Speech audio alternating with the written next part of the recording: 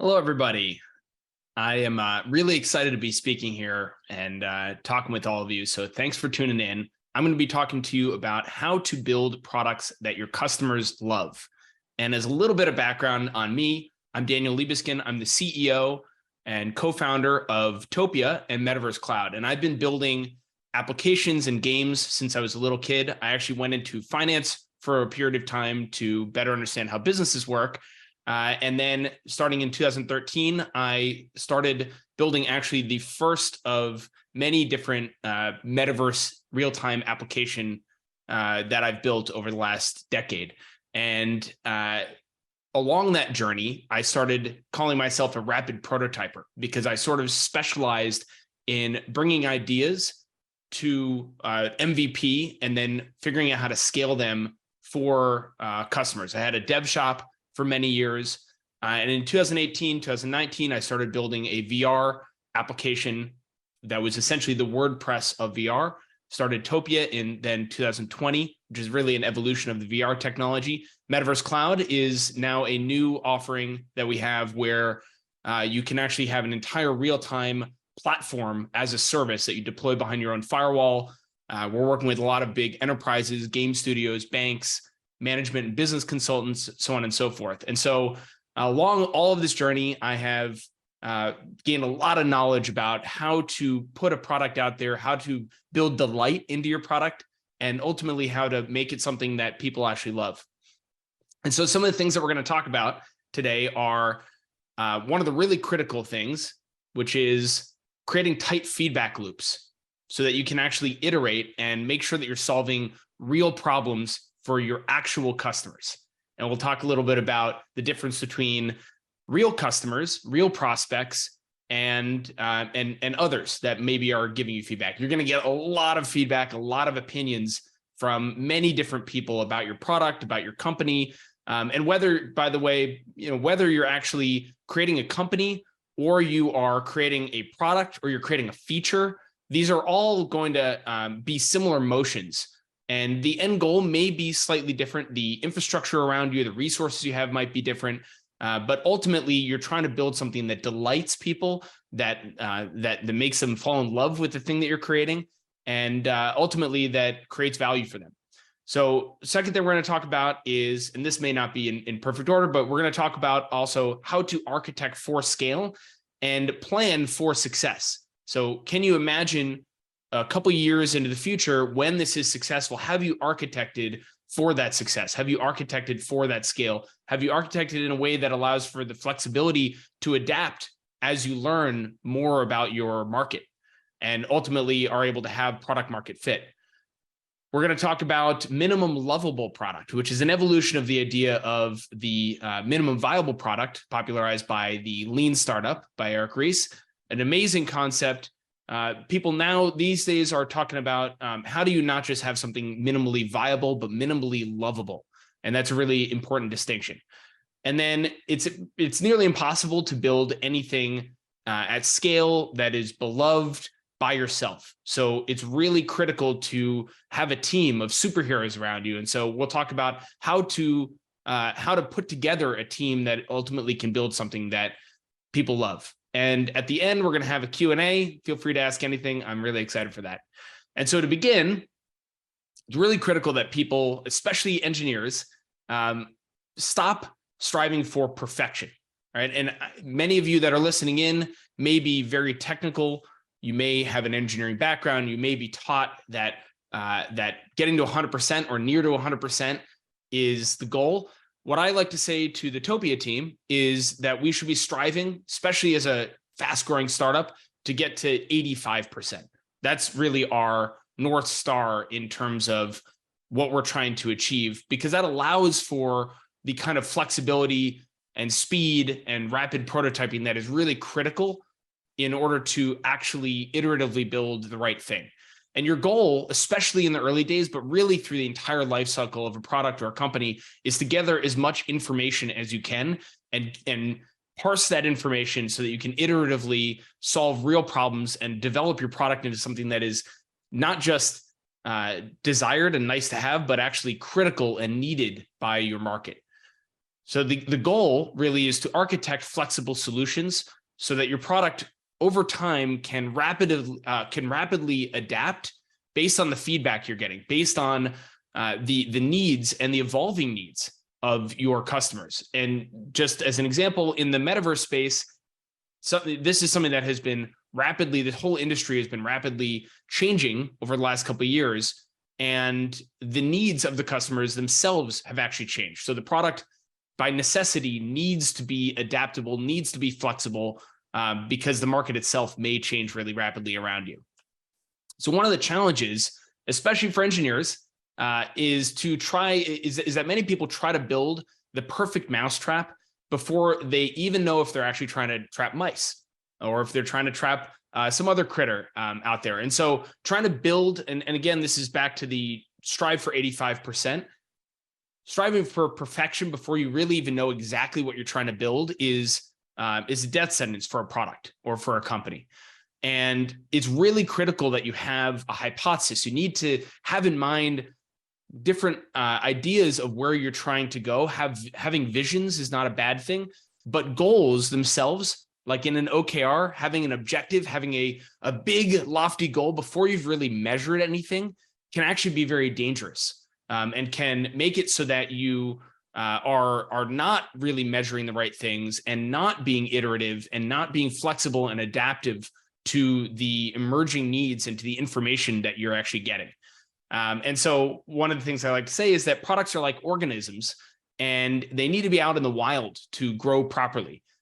Interesting analogy is for those that are maybe over the age of 30, like Tamagotchis. And you don't really know what it's going to grow into when you first have it. A Tamagotchi you feed and you play with in different ways, and it evolves into some kind of creature. That's what a product actually is. That's what it should be. It's nearly impossible to hit a hole in one on your first try. Whatever you imagine this product is going to be likely is not actually what it's going to be, because as you get more information from your customers, as people use it, as people love it or hate it and give you feedback, it should change. And a sign of a healthy feedback loop and a healthy product cycle is that it is changing all the time, and that your hypothesis may actually be changing as well. And that is a good thing. It's part of that 85%. You shouldn't try to nail the thing on the first try. You should just get it out there, test your hypothesis, and then iterate on the product, iterate on your vision, keep testing, keep iterating, and focus on solving real problems. And we're going to talk more about this, but one of the common pitfalls is solving a nice to have, or solving a problem for prospects or customers that are actually not the right prospects or customers. And you should strive to build something that is loved, even by a small group of people, rather than something that nobody really cares about, but is really broad. And you should plan to succeed. So one of the ways to focus on actually solving real problems is to tighten up your feedback loops. The product and feedback loop for the right prospects and the right customers. Now, these are prospects and customers that are aligned with your strategic vision at the time for what you want this to become. And so in the case, for example, of Topia and Metaverse Cloud, we have a robust SDK. We have a whole tool set for developers to be able to create novel real-time applications and middleware. So those customers and prospects that have the technical capability to actually use the SDK strategically are great examples of prospects and customers that are the right prospects and customers for us. One of the challenges, especially early on, is the so-called squeaky wheel. And the squeaky wheel are the prospects and customers that are really loud. They may not actually be the right target for you. They may not be the right market, but they are the most vocal. They send in feedback all the time. They're constantly trying to get on the phone with you. And this can be a pitfall because you don't want to build your product just to satisfy the squeaky wheel if they are not strategically relevant for where you're trying to actually build the product. Now, as I said before, your strategy may change over time. Topia didn't start as an SDK. It started as a real-time application, a single real-time application. We heard at the beginning of this year, we started getting inbounded by companies asking us to evolve the product and make it possible for them to white label our application and give them the tools to actually modify the application and even build their own applications. And so strategically, this was in line with where we began, where we expected to ultimately go. It just happened faster than we expected. And so that's not a squeaky wheel. That is a strategically relevant and really compelling value prop for prospects, for customers, and they wanted to pay for it. They wanted to be real customers. And so we listened to that feedback and evolved our offering from a single application to an entire ecosystem with that application out of the box that you could customize. So you want to make sure that the feedback you're getting and that you're listening to and that you're adapting the product for are going to actually positively impact your business and are going to help you find product market fit. That's really critical. You haven't really got your product to a place that is where you want to be until your market and your product are in alignment, and the kind of feedback you're getting from your market is helping to inform your product to make it better and better and more loved. So the tighter you can have that feedback loop, especially in the early days between your prospects, customers, and your developers, is really critical. Early on in Topia, actually, our CTO, Chris Psyche, was in our Discord every day. He was talking to, and we were going to every event that was happening on the platform, and we were talking to people real time. Sometimes we pretended not even to be related to Topia. We were just event attendees, and we were getting as much feedback as we could, and we were iterating on the product and improving it based on what we were hearing from people.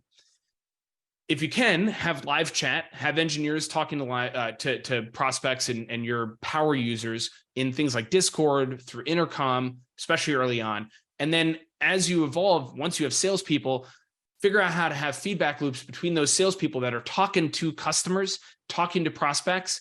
How do you tighten that feedback loop between sales and product?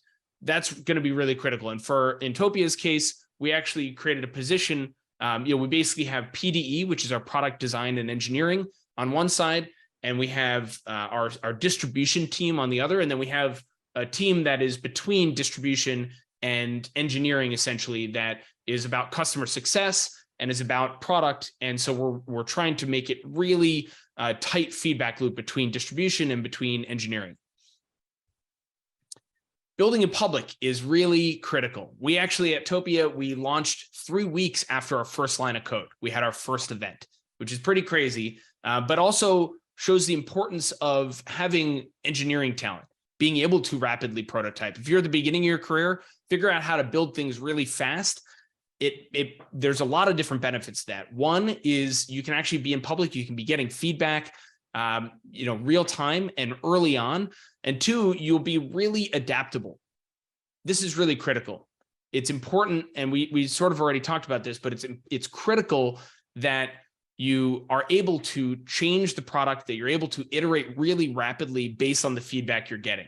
And doing that in public is the only way to do it. There were times in the past where a company might spend a year or two developing in stealth mode before they go public with the product that they're building. Those days are pretty much behind us. The reality now is that if you're not building in public, you're probably building the wrong thing. Unless you have a group of customers that are giving you some sort of feedback. The other reality is that a lot of people are afraid that their idea is going to be stolen. But the reality there is that if you have any kind of success once you do launch in public, everybody's going to see that. And if you're the wrong team and you have the wrong structure within your team to actually be the ones to win, then the competition is going to eat you up at that moment anyways. So you shouldn't be afraid to be in public. You should launch as soon as you can. You should build something that is minimally lovable before you do. And and what I like to say is that having 2 or 3 core features, and then having a few features that just bring delight. In Topia, we allowed the avatars to actually sit down and have sort of a circle around a campfire in our first launch. And that was a tricky feature to actually get in there, but it drove so much delight and happiness and excitement for people. And so make sure that you include a couple of those just to make it delightful. And then your early adopters are critical, and nurturing the relationships they're investing their time in you, just like an investor would invest money. People that believe in you early on, they don't need to do that. They have a lot of different things they can be using. And often they're really flexible and willing to deal with hiccups. So it's an amazing time, especially early on in your product, where you don't need to be perfect. Nobody expects you to be perfect. You can learn, and everybody's really flexible. And ultimately, a lot of those early adopters will become your champions through your product lifecycle. So it can be a beautiful and harmonious thing. And we like to say that we built Topia with our community. So architecting and planning for success is also really critical. We actually use DigitalOcean at Topia to simulate 4,000 networked bots that were running through our entire real-time peer-to-peer WebRTC ecosystem. And we networked through our what's called a selective forwarding unit, which is a server-based video chat system. We did both, and we scaled up to over 4,000 networked bots before we ever did it in the wild, which we ultimately did for one of our customers for the first time about 6 months ago. And architecting for that kind of scale and testing for that kind of scale is really important.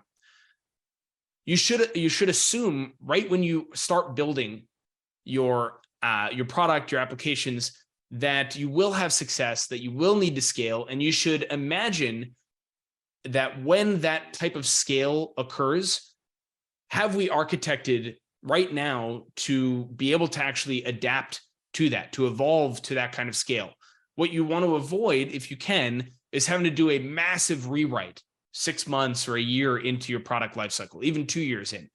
Those can be really challenging and require a sophisticated team that knows the product as well as you do, or as well as the original developers of the platform. And it can be really challenging. So at Topia, this was something that we always planned on success. We always planned on having tens of thousands of people in a single world.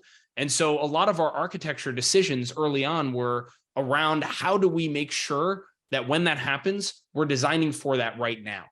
So keep that in mind as you build your product and your architectures. I mentioned this before, but it's almost impossible to build a loved product that scales where you have perfect product market fit by yourself. You shouldn't even try to do that. So what we try to do at Topia is hire for superpowers.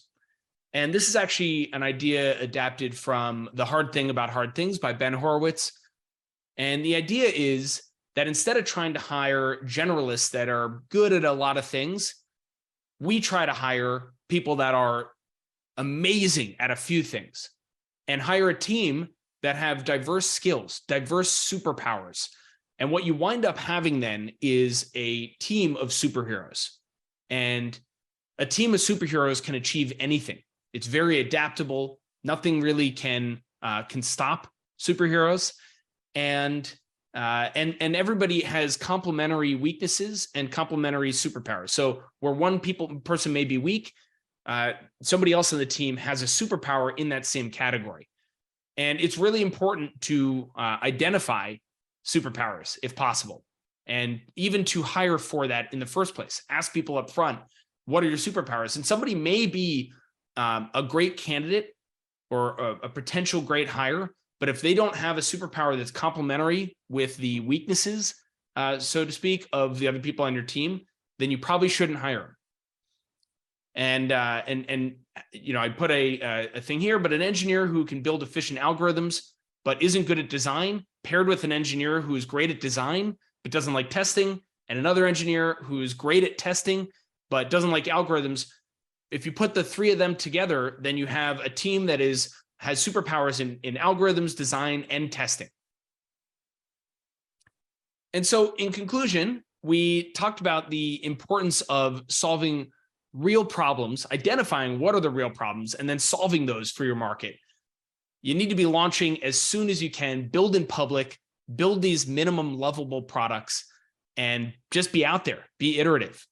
Architect for scale. You should expect from the beginning to be successful, to have tens of thousands or millions of people using the platform. We, from the beginning, expected to have millions of people using the platform. And we actually just recently reached the 1 million user mark, which is pretty exciting.